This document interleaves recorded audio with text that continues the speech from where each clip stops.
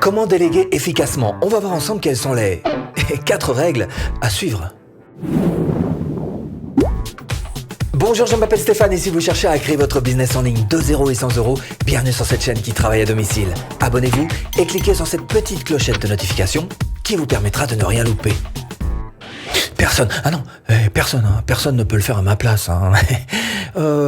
C'est plus facile. C'est plus facile si c'est moi qui le fais, évidemment. Ça va plus vite. Ça va plus vite si je prends les choses en main. Voilà quelques-unes des excuses qu'on a tendance à se donner, en plus du prix, évidemment, quand il s'agit de déléguer. Et pourtant, déléguer, ça a plein d'atouts, plein d'avantages, notamment en termes de temps.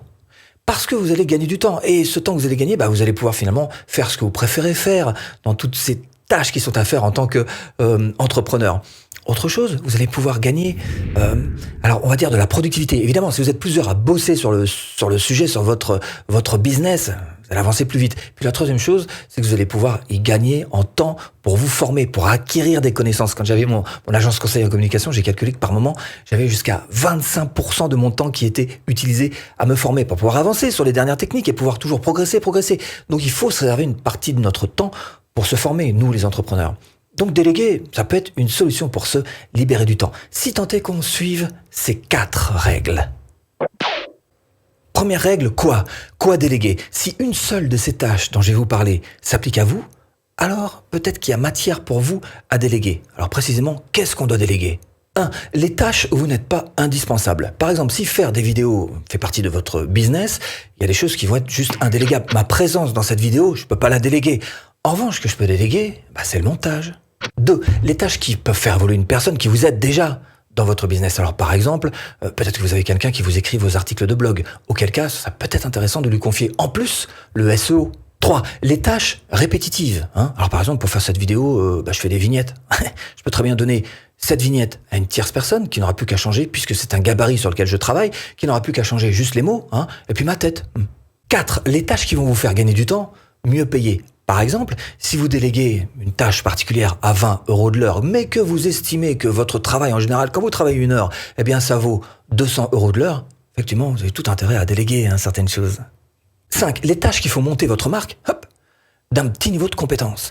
Par exemple, si vous faites des vidéos YouTube et que vous y connaissez pas tellement bien en podcast, mais que vous avez envie d'en faire, peut-être que vous allez chercher à faire du recyclage de contenu et confier le bébé à quelqu'un qui connaît vraiment le podcast et donc qui va extraire le son, le mettre sur les bonnes plateformes avec le bon SEO qui va bien. Bref, faire monter les compétences de votre marque. 6. Les tâches en urgence. Alors par exemple, si vous avez une formation à créer en même temps que vous devez absolument sortir des vidéos YouTube, bref, tout en même temps à faire, peut-être qu'il y a des choses que vous allez pouvoir déléguer. Alors par exemple, le script de votre vidéo YouTube, vous allez le confier à une tierce personne qui va l'écrire à votre place et donc on n'y peut rien. Vous allez gérer cette période d'urgence grâce à cette aide.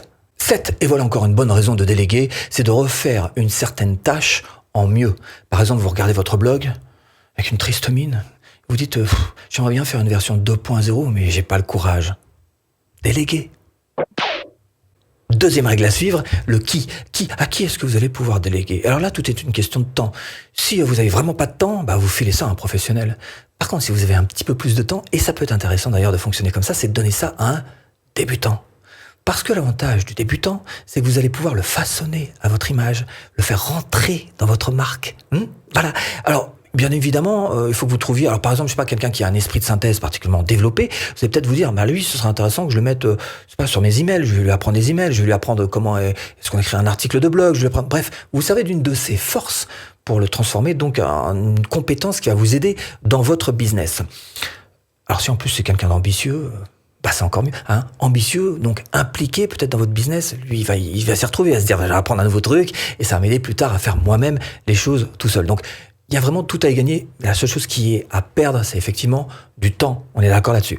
Maintenant, ce que vous pouvez faire aussi, c'est vous aider d'un professionnel. Il y a plein de plateformes qui existent. Ne focalisez pas sur les plateformes.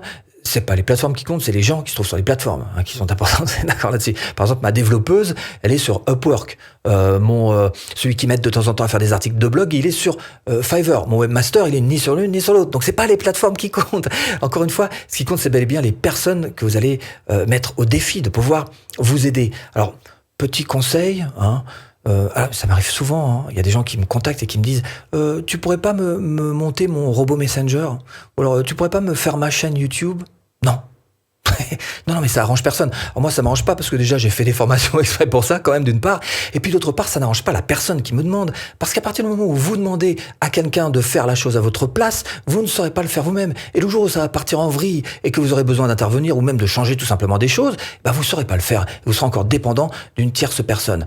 Et en plus, un petit peu plus grave encore, c'est que vous ne pourrez pas vérifier le boulot qui a été fait. Donc dans un premier temps, il faut que vous sachiez faire les choses par vous-même pour pouvoir dans un deuxième temps déléguer et pouvoir évidemment vérifier.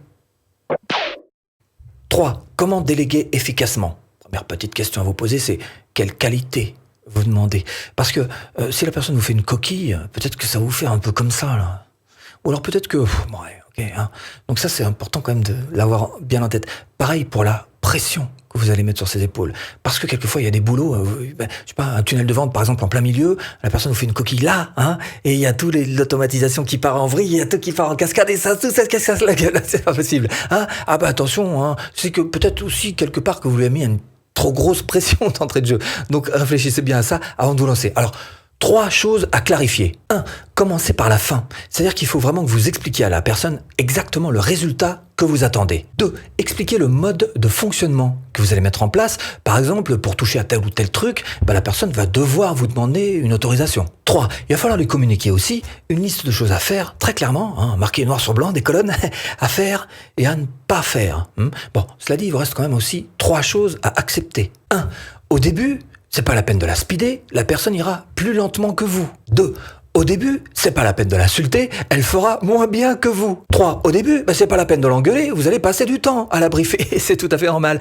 Par contre, ce qu'il faut que vous mettiez en place, et ça c'est important, c'est un véritable processus. Un tuto, un pas à pas. Étape 1, tu fais ceci. Étape 2, tu fais cela. Étape extrêmement détaillé, évidemment. Ça vous permet... Alors début, c'est vrai que pour vous, ça vous fait perdre un peu de temps, mais elle, ça lui en fera gagner beaucoup.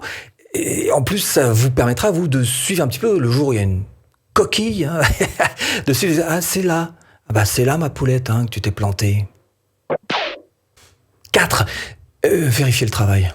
Non, donnez votre confiance, mais vérifiez après. C'est ce que je vous disais tout à l'heure. Quand on donne un travail à quelqu'un, il faut savoir le faire soi-même pour pouvoir après vérifier. Alors, ce que vous pouvez faire, c'est faire un petit débriefing juste après. Non intrusif. Non, juste un débriefing comme ça, un petit thé. Café, ça énerve un petit peu. Parce qu'il y a des choses, de toute façon, d'une manière générale, que vous allez pouvoir déléguer et d'autres absolument pas. Par exemple, vous ne pouvez pas déléguer votre savoir-vendre. C'est une compétence que vous devez avoir. Formation offerte. Pour apprendre à vendre facilement, de A à Z. J'espère vous avoir un petit peu aiguillé dans cette botte de foin. Je vous dis à bientôt en vidéo.